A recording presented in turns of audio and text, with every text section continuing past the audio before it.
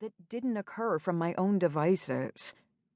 In that moment, with Nick, my ex-boyfriend from a relationship that ended in an unplanned pregnancy and a disastrous breakup, I just needed sex.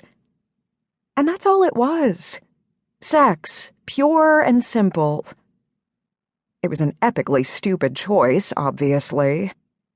Now that a full year had passed since that wine-fueled decision, my brain was starting to feel the effects, frequently fantasizing about what it would be like to have the kind of sex that made your hands fist the sheets and sweat trickle down your skin. The kind of sex that left you wanting more. The kind of sex that made sleepless nights worth the fatigue. God, I want that kind of sex. I want it so bad. Not the only one. Wes's voice pulled me from my sex-fogged thoughts, and I stared back at him in confusion.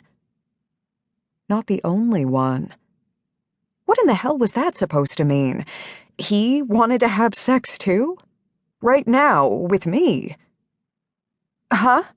I asked, eloquently. Could I have sex with Wes? No strings attached sex?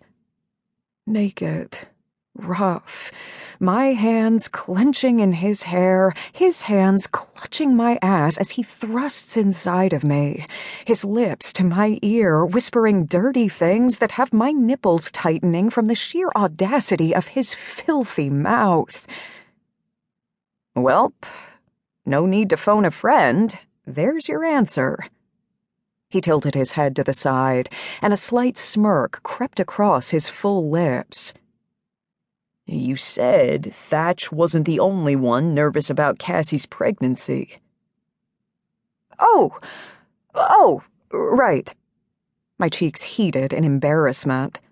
Sweet baby kittens, I had been 3 seconds away from ripping my blouse off and mounting him on my desk.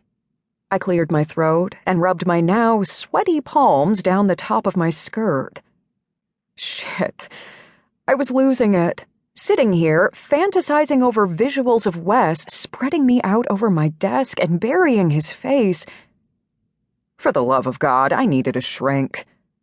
Or an orgasm. From Wes Lancaster. I pushed those thoughts aside and grabbed my phone from the top of my desk and unlocked the screen, my fingers quickly finding the group text conversation with Cassie and Georgia. I held it up for him to see. Georgia has been demon texting me and Cass for the past 72 hours. She's not too happy Cass is traveling so much. He took the phone from my hand and started to read a few of the texts aloud. God damn it, Winnie Winslow. You're a doctor. Help me out here. Tell Cassie she's not allowed to travel anymore. It's not healthy for her or the baby. His hazel eyes shone with amusement, and he glanced up at me with a grin.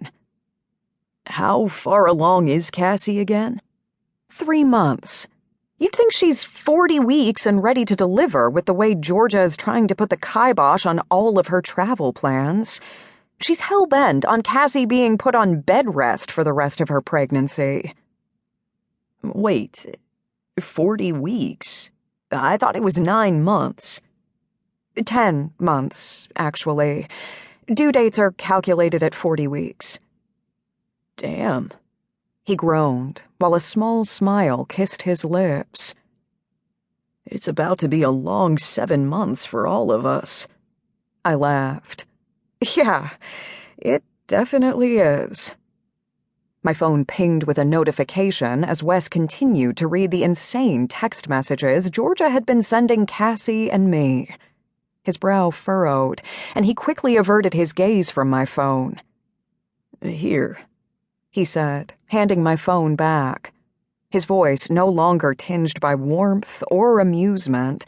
Instead, his tone hinted at irritation. You got a text message. Oh, thanks, I said, but I couldn't help the confusion wrapped around my words. What the hell? That was the quickest 180 I had ever witnessed in my life.